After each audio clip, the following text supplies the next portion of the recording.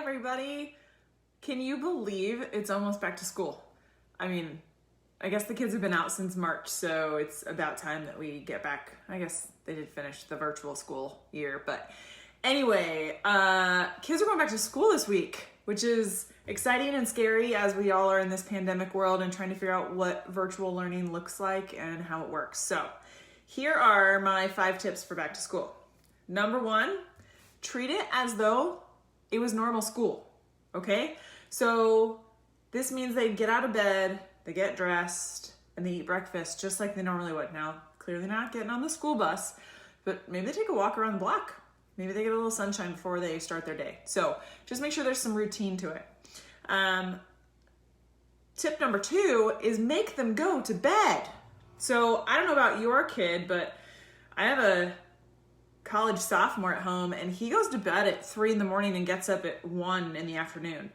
And that's got to change when he gets back to class because he has to be where he needs to be. So we need to make sure that these kids are getting enough sleep. So just some general guidelines. Kiddos age 3 to 6 need about 10 to 12 hours.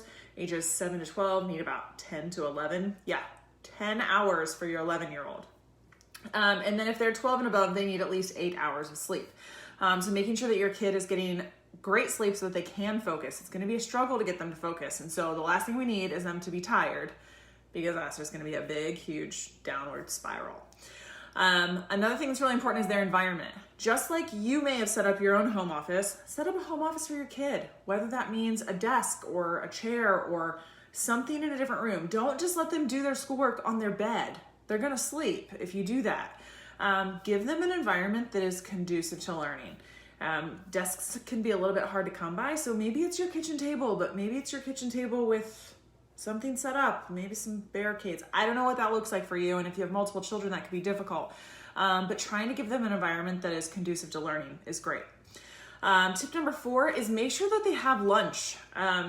I don't know how much time those kids are going to have for lunch, so maybe packing the lunch as if they were regularly going to school, but making sure that these kids have the fuel that they need to get through it. That does not mean Mountain Dew and fruit snacks and popsicles. This means protein and good fats and, non-processed carbohydrates, some apples, some carrots, that sort of thing.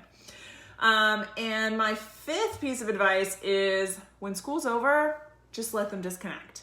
If that means they want to play video games with their friends, even though they've been sitting on a screen all day, so be it. These kids are going to need time to just disconnect. So planning lots of events, having big plans on the evening, not a great idea, especially for that first week, especially for the little ones as they try to get into this. So we all need to practice grace. Everyone has had to make these decisions of virtual versus in person. I realize we're all going virtual, at least in this area for right now.